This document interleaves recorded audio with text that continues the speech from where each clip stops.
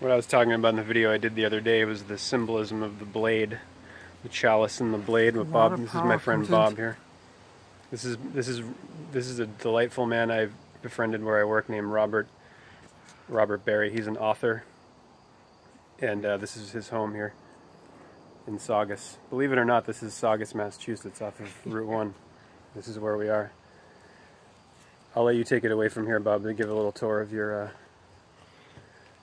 space here. This is property belonging to Robert Sawchuk. He's graciously let me crash here since my emergency of being evicted from my house.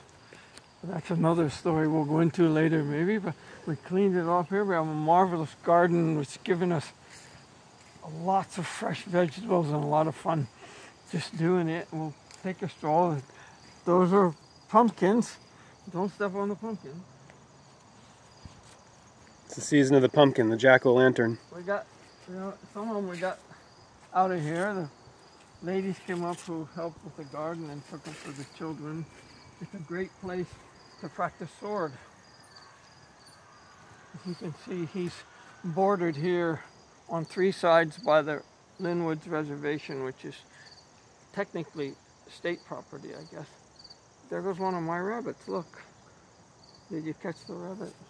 Lots of wild animals here. Back to nature, this is the garden. We're kind of walking through it. Back to where we never really left. Well, we apparently left, but that's, appearances. We created this. Try and insert a little martial arts story. Right? When I first started martial arts, I studied with these 2 Japanese champs. These were karate champs who also did kendo, kenjutsu, which is the sword. And they kept saying the sword was really the center of the energy. It took me a couple decades or longer to get into the sword, but they used to say very little because it was very dangerous. Their fathers were actually from the old school where they competed with sharpened swords to the death. This is mid-20th century. They were still doing that in Japan. So these are very serious spiritual men, and they said, well, it's calling you. Well, I think this as a more universal concept. It's the earth, it's the universe, or whatever it is we're trying to figure out here. Mm-hmm. It calls us. Mm-hmm. And I think it's wonderful. A lot of urban people who are lost.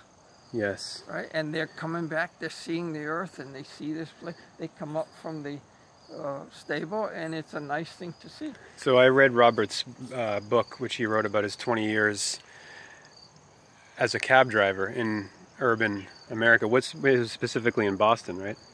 Or was yes, all of it, 20 years. And the part of that, I read that book on the subway going into taking my journey into to get my medical cannabis in Brookline, and that was the perfect setting to read that book, because when you're on the subway, what more of an archetypal urban experience than that, right? Especially the old Boston subways, right? And what the part of your book that stuck to me more than anything else, what showed me that we're connected and that we're meant to meet, and was meant to read that book, was the capital letters where you write the equation: urban life equals mass suicide. Urbanism. Urbanism. It gets to be like a religion, mm-hmm. As maybe I'm accused, people.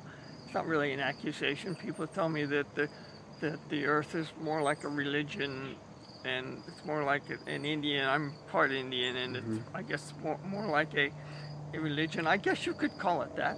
I don't know. But yeah, people believe in urban the way I believe in rural.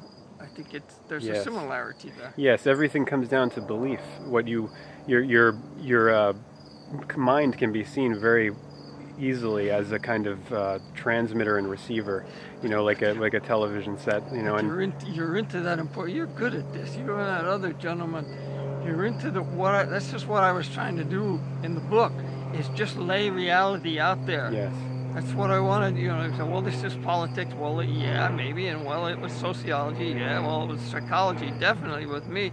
But this is the wonderful thing about these interviews, is that I didn't intend all this. Right. This is what came along, and it's a delightful part of this art form, is that I have this actually fascinating feedback from mostly urban people. I mean, I'm an urban resident at the moment. I live in Salem, which is the city of, to me, it's everything is symbolism. Salem is the suffix in Jerusalem. The Salem in Jerusalem, Salem, Shalom in Hebrew, meaning peace.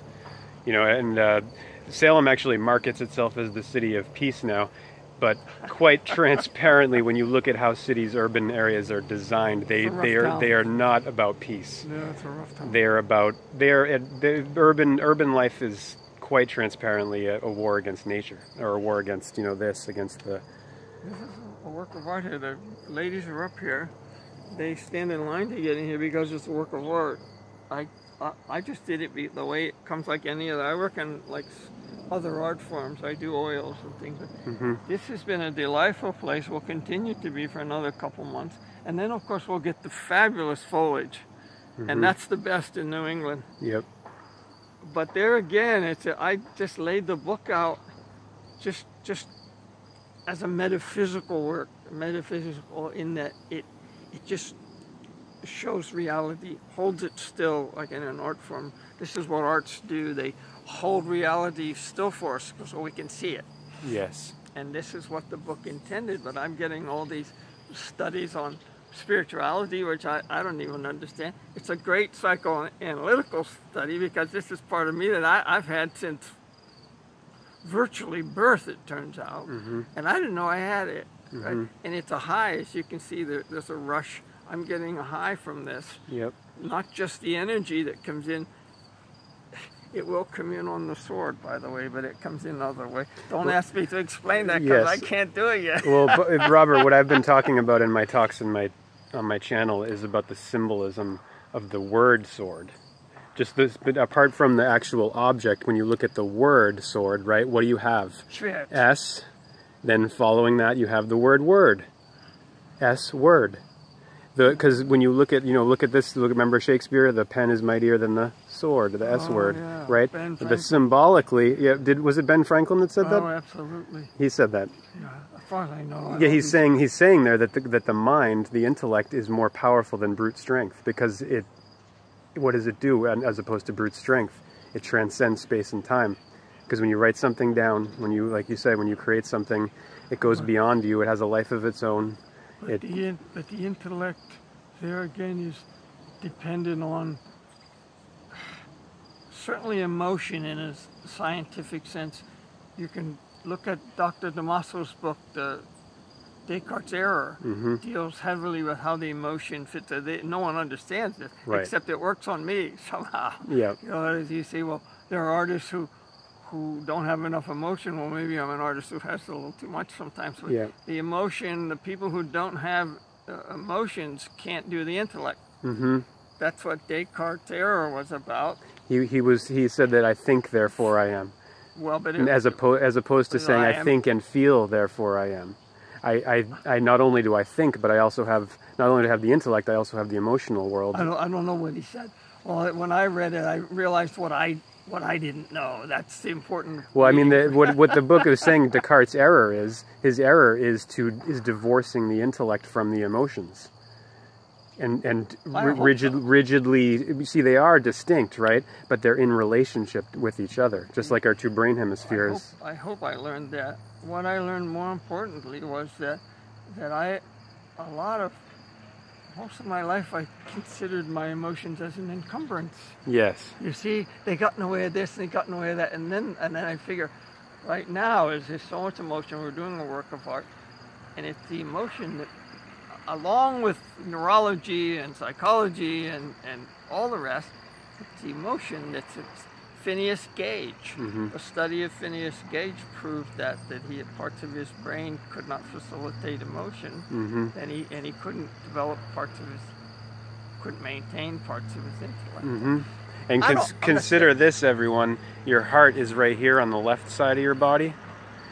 With what's been shown in neuroscience and through anatomy and physiology is that the right hemisphere of the brain, which is where intuition and emotion is said to be centered, as opposed to the intellect in the left hemisphere, links up to the left side of the body. The right hemisphere of the brain controls the left side of the body, and the left hemisphere controls the right side of the body. So that means that this feminine right hemisphere, which is the emotional intuitive, right, is linked up to the heart, to care, to the rhythm, to the beating, to the drum of your anatomy. And in this urban system we are living by, people are conditioned to be too intellectual, too left brain centered, or they're given the implication of how intellectual training happens in the West right now is that that thinking is superior to feeling, that thinking is above emotion. I have another paper coming out. I'm working with the medical profession now that addresses that in it. How should I say it? It adds to that you have this.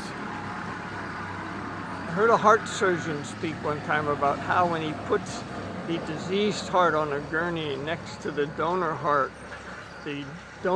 will start to beat sympathetically with the disease. That's what I'm talking about, is that whatever flew, for example, between my great-grandmother and myself when she would hold me through a booth, she never, I don't remember her playing with me.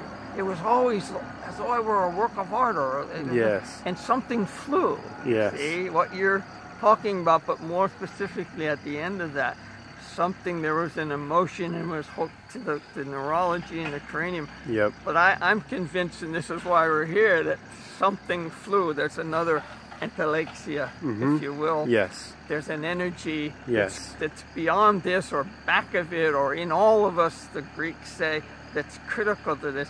And that's why we're here, I guess, basically, is that you gentlemen saw this in my work, and apparently I have it, and I enjoy it. I'm enjoying this immensely. Yes, and then, there's the, who was it that came up with the orgone generator, the theory of orgones? What is his name?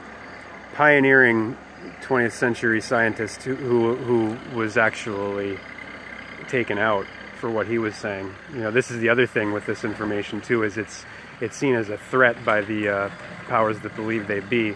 You know, because basically what they understand, what they've always understood, is that behavior comes from consciousness and everything comes from the mind. So if you can control the mind and consciousness, you can control people's behavior, and you can create the desired outcome that you want. And what these powers that believe they be want and always have wanted is more power, more control. It's not necessarily that they want more money. They own the money.